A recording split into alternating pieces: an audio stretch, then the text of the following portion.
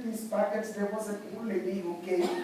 She collected one packet, and about 5 minutes later, she came back for another packet. And mother thought, how selfish can this lady be?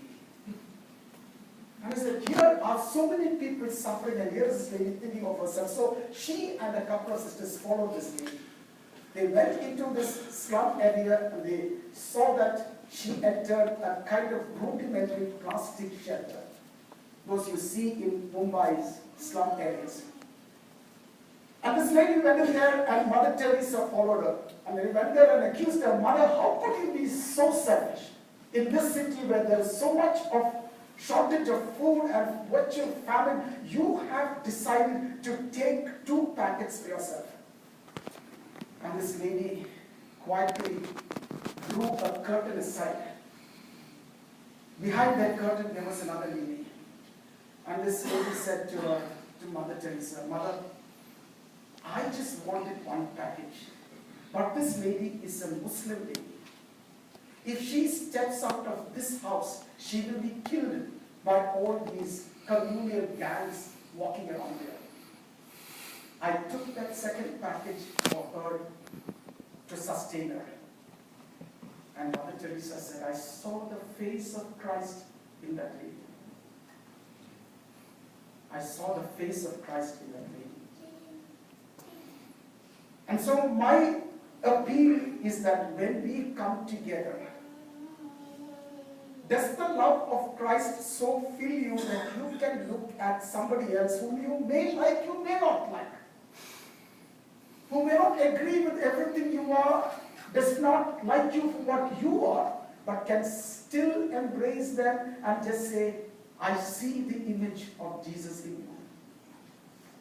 One of the things that is so difficult in a community is that if anybody who is visiting comes there, we don't even turn around and just say hello. It's one of the characteristics of our community. That's why I just said, take only what pertains to you. I'm sure people in Spokane are very friendly, as I've experienced so far. So I'm sure that's not true of the congregation in Spokane. But it is true of so many of our congregations. I know I've held meetings with women who have become the wives and spouses of our young men from other communities. They come and they say one of the problems is that I go to an Orthodox church, nobody even turns around and says, where are you from? What is your name? We don't want to see the face of Christ in anybody else. We think it is our particular possession. Crony. Isn't that what we are doing? I was at an MGO-CSM meeting. I was addressing the MGO-CSM students, and towards the end of the day, they asked, is anybody here would like to make any observation, evaluation? And there was a student from the Northeast. He had come there. I noticed him. I didn't know how he had come there, but he was there, and he came out and says, you know, I've been here 2 days in this meeting. Not a single MGO or CSM member asked me, what is your name and why are you here? It's a commentary on our community, and I think we need to understand what is our theological understanding of God's image in human beings and how we are tasked, we are given the responsibility to reach out and to embrace others. And so therefore, just like what happened in Corinth, we have these speaking in tongues, which usually are tongues of criticism that we level against our brothers and sisters. And we forget the fact that it is our Christian responsibility to maintain the good name of each of our brothers and sisters. We treat it so lightly. It is a heavy responsibility. Your brothers and sisters' good name. I think we take it so easily. Have we been carriers of good news? Never. And how quickly we communicate news of the shortcomings and the failures of others, and we add our own masala and curry to it as we pass on to the next person. All you have to say to somebody is, don't repeat this to anybody else. And pretty soon it is there to every corner and and nuke of our community. We delight in this kind of spreading all these scandalous news and shortcomings of others. And what does the psalmist say? Who shall ascend the holy hill? Who speaks truth about his neighbor. Speaks good things about his neighbor. Only such persons can ascend the holy hill. And I think that on this morning that we think about what St. Paul is talking about, community unity. Yes, what he's underscoring is the image of God in humankind is varying. There is a lot of variety. It is in that variety that God fulfills his mysterious wisdom and fulfillment of his plan. A lady who was prone to spreading, and that is categorization, I understand. Women spreading news, men also. My younger brother, anytime when I was talking about, just tell that it is, this is a secret in my family. All we have to say is that I tell my younger brother, this is a secret, Raji, don't tell anybody. And the first thing you know, he's called up my cousins and everybody else, and he has told this information. So it is not only with men, but also with men it happens. What I'm just saying is that this story is told about a woman who was prone to gossiping in this community, telling tales about neighbors and friends and family all over.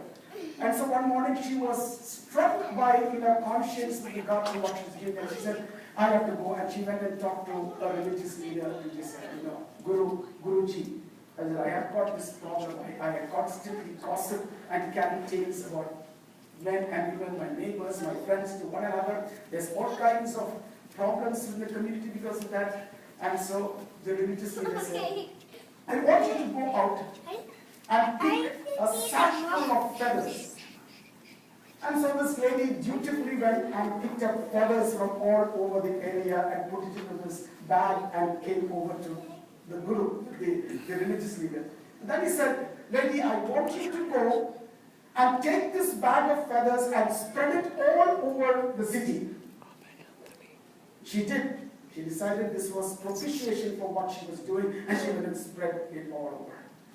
And then she came back to the guru and she said, very satisfied, saying, I've completed what he told me.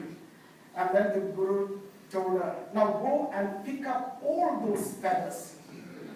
She said, how is it possible? So they're just swept all over. I just don't even know where they are. See, that's how when you tell stories about your kids, you do not know the effect it creates in others. And look at the language and the communication that you perform in your social interaction. There are some people who we love to spend time talking. We feel at ease. We feel comfortable. And we feel refreshed than talking to them because it has calmed our nerves, it has eased our tension and stress, and we go away looking for the next opportunity for such an interaction. And there are others.